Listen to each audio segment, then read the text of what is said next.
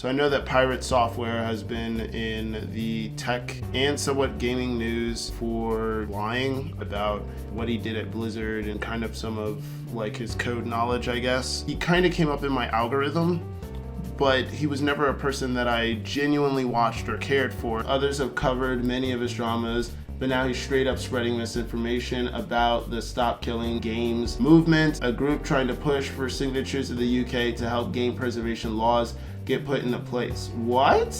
Oh, that's even crazier. He in general is a regular in terms about lying about his credentials, faking his knowledge, and being a snake in communities he takes part in. This is actually funny to me because this does not seem like anything that actually is surprising to me. He has the arrogance of a person that I would have seen in video games already. I just say this because it's very easy when I was seeing his live streams and his videos that he's arrogant. Now, this Coding Jesus guy does go through his stuff. There were a couple parts of the videos that I can agree with and others that I feel like should give just a little bit more context. When you look at the code here, what do you see?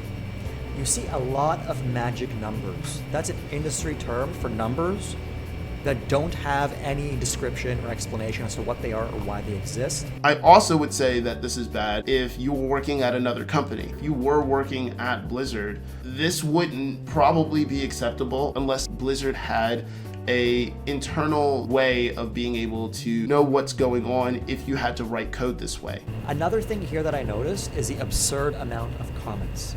Most of the time, you don't need to write comments in your code. That's because your code should be self-documented.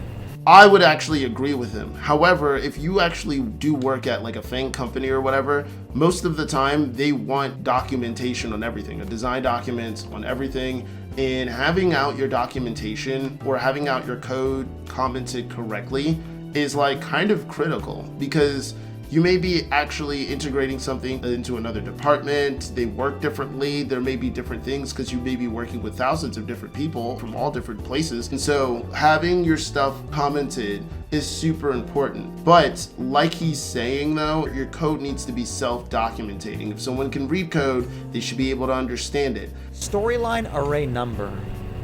Oh my God.